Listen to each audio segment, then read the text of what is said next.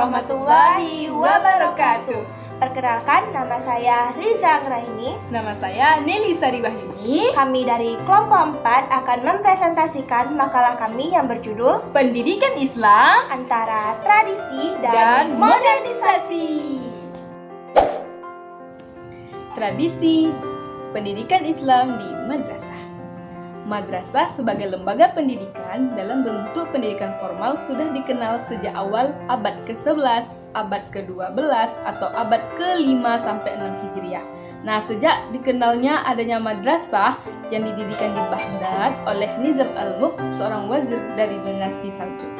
Nah, dalam sejarah pendidikan Islam, maka dari madrasah tersebut memegang peran penting sebagai institusi belajar umat Islam selama pertumbuhan dan perkembangannya. Sebab pemakaian istilah madrasah secara definisi baru muncul pada abad ke-11 Masehi. Nah, Georgi Maksidi menjelaskan bahwa madrasah merupakan transformasi institusi pendidikan Islam dari masjid ke madrasah terjadi secara tidak langsung melalui 3 tahap, yaitu tahap pertama masjid, tahap kedua masjid dekhan, tahap ketiga madrasah. Kedua, tradisi pesantren. Zamaksyari menyebutkan setidaknya ada 6 komponen yang menjadi corak khas dari tradisi pesantren, yaitu pertama, pondok, yang kedua, masjid, ketiga, pengajaran kitab Islam klasik, keempat, santri, kelima, kiai, dan keenam, metode pengajaran. Tradisi pendidikan di pesantren. Nah, tradisi pendidikan di pesantren memiliki nilai-nilai yang dipahami, dihayati, diamalkan, dan melekat pada seluruh komponen pesantren sebagaimana tersebut.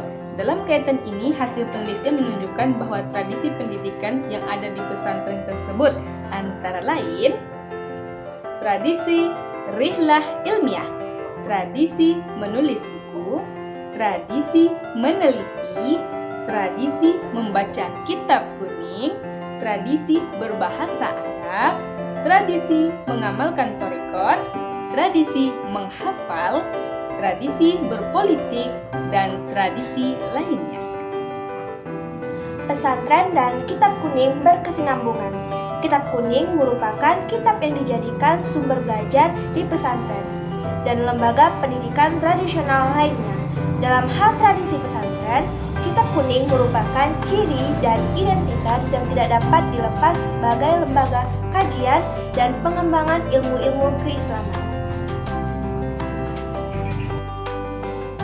Dalam menghadapi tantangan globalisasi yang demikian adanya, di dunia pesantren sudah memiliki pengalaman yang panjang dan kaya yang secara singkat dapat dikemukakan sebagai berikut. Yang pertama, mengajarkan dan menyebarluaskan ajaran Islam kepada masyarakat luas. Yang kedua, mencetak para ulama. Yang ketiga, menanamkan tradisi Islam ke dalam masyarakat dalam menghadapi arus globalisasi.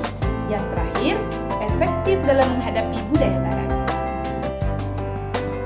Cukup sekian dari kami. Terima kasih. Assalamualaikum warahmatullahi wabarakatuh.